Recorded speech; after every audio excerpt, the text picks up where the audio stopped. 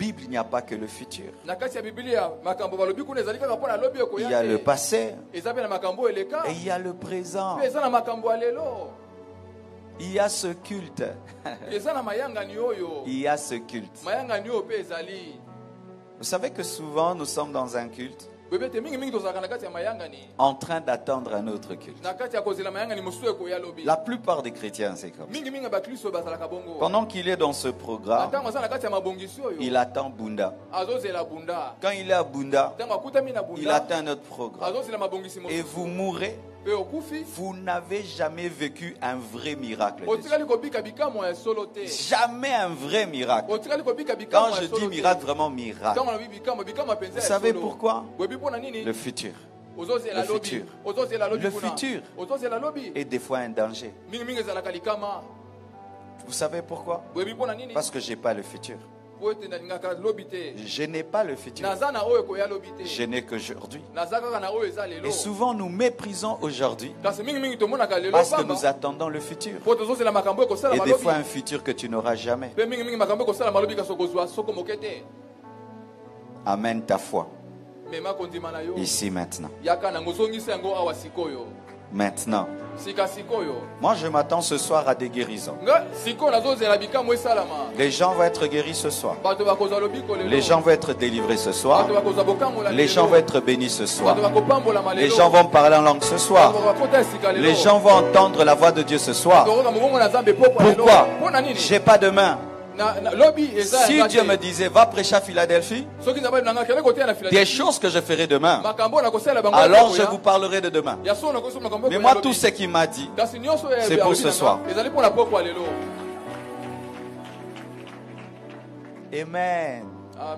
Ah Seigneur. Maintenant, vous voyez le même passage.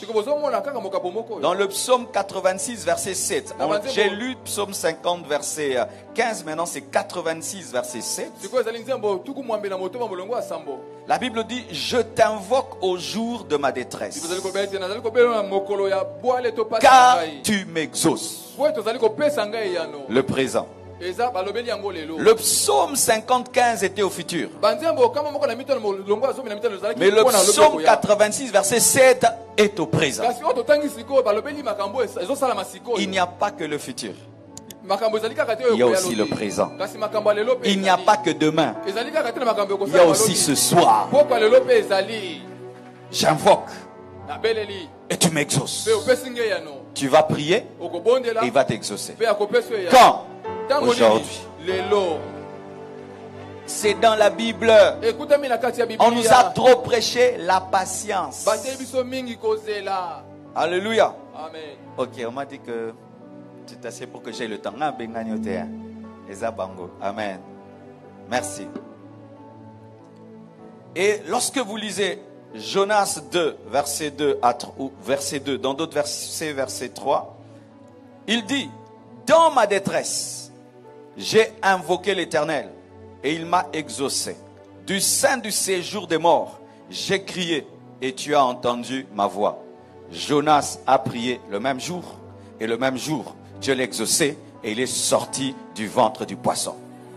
Parce qu'il y a d'autres choses, si Dieu tarde, je vais pourrir dans le ventre du poisson. Alléluia. C'est une question de temps. Si Dieu me guérit à l'âge de 80 ans, quand est-ce que je vais me marier? Il y a des choses que Dieu doit faire à temps. Si Dieu m'enrichit à 80 ans, quand est-ce que je vais jouir de ça? Mes frères, vous êtes en train de perdre le temps en étant trop patient. Je vous dis la vérité, certaines patiences sont charnelles.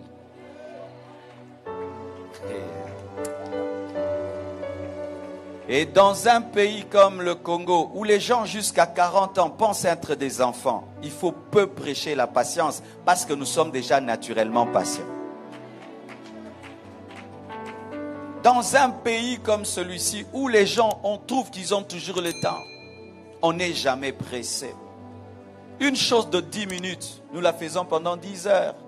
Quelque chose que tu dois faire en 3 ans, tu le fais en 30 ans. Beaucoup d'entre nous, nous sommes en retard dans la vie. C'est pourquoi certaines choses doivent arriver aujourd'hui. Pourquoi? Tu as du retard dans la vie. Je vous dis la vérité. Dieu est même étonné de ta patience. Je vous dis la vérité. Quand Dieu dit que tu dois faire 400 ans, c'est 400 ans. Toi, tu fais 500 ans en Égypte. Tu as trop souffert de cette maladie. Tu ne peux pas en sortir ce soir. Pourquoi tu veux être guéri demain? Sois guéri aujourd'hui, non? Lâche ta béquille aujourd'hui. Qu'est-ce que tu vas en faire demain? Tu en as besoin? Mais lâche-la, non? Mais lâche ta béquille. Aujourd'hui. Aujourd'hui. Vous voyez maintenant, lorsqu'on ramène la foi maintenant, c'est quand on sent qu'on est incrédule. Mais quand on dit tu lâcheras ta béquille, c'est facile à dire, lâche-la maintenant. Là, il y a la foi.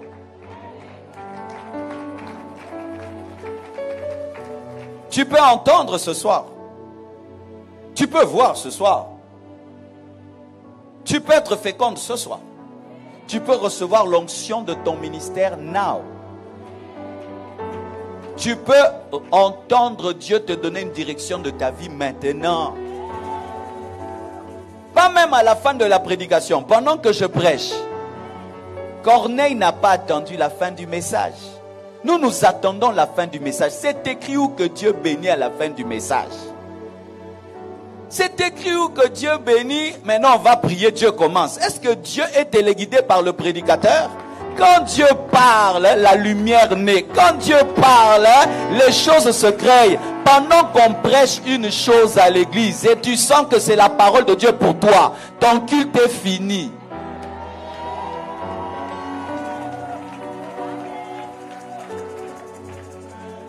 Quand un homme de Dieu prêche pendant 1 heure, peut-être au début c'est ta partie. Tout le reste n'est pas pour toi. Maintenant, comme maintenant tout le reste n'est pas pour toi, toi tu fais quoi maintenant? Tu cherches à vivre ce qu'il a dit au début. Je peux venir là, je commence à prêcher sur le mariage. Mais il y a beaucoup de gens qui sont déjà mariés.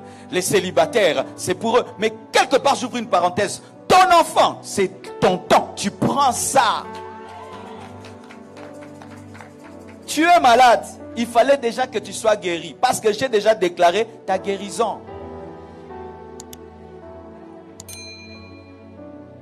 Ta vie est en retard. Parce que tu es trop patient. Mes frères, j'étais très patient dans ma vie. Jusqu'à ce que j'ai été réveillé par un païen. Un jour, je suis la radio. J'entends un jeune homme de 24 ans. Je crois même 21 ou 22 ans. Il parlait, je crois il était libyen. Et il se plaignait, il dit, je n'ai pas de parking pour ma voiture. Je n'ai pas un parking pour ma voiture. Moi et mes enfants et ma femme, nous n'avons pas de parking pour notre voiture. J'ai dit quoi? Il a quel âge? C'était mon âge. Pendant que je suivais ce témoignage, j'étais chez papa, j'étais chez maman, mangeant leur pain, buvant leur thé. J'ai dit Dieu, c'est fini. Je quitte cette maison. Je quitte cette maison. Je suis en retard. Mais en ce temps-là, quelqu'un de 24 ans, tu es peinard à la maison. Mais j'avais compris que j'étais en retard. Qu'est-ce que je faisais chez papa à l'âge de 24 ans? Il fallait que je quitte sa maison à 20 ans, à 18 ans. Et j'ai quitté la maison de mon père. Et heureusement que j'ai quitté à temps. Tu as 30 ans, tu es chez papa, tu es en retard. Aujourd'hui, décide de quitter tes parents. Va dormir même chez un ami. Je vous dis, mes frères,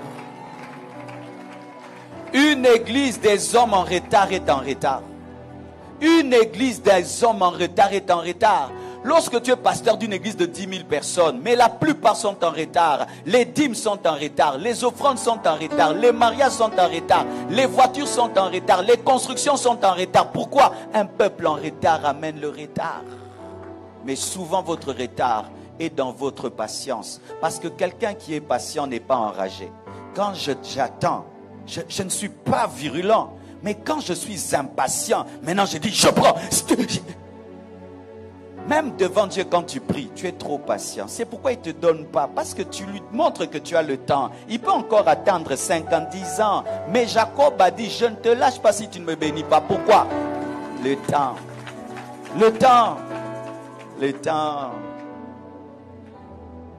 Haya razu pashadaya. Tu n'es pas enragé dans la vie parce que tu te donnes encore 3 ans. Mais qui te dit que Dieu veut faire ça dans 3 ans? Hein?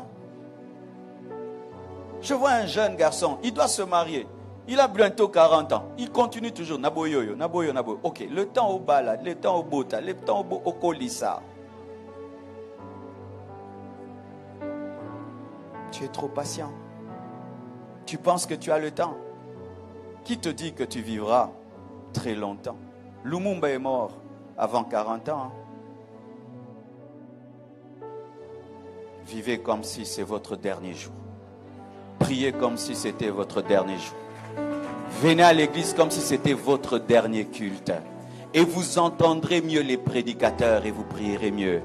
Mais vous savez pourquoi nos cultes ne sont pas de grande qualité? Les gens ne prient pas comme si c'était leur dernier culte. Ils n'écoutent pas le pasteur comme si c'était la dernière fois. Et ils se disent, bah, même si je n'écoute pas bien, j'écouterai demain. Ce qui fait que vous ratez, et vous ratez, et vous ratez, et vous ratez. Et vous faites 10 ans, 20 ans de vie chrétienne. Tu ne peux pas témoigner une seule fois que Dieu t'a exaucé à l'instant.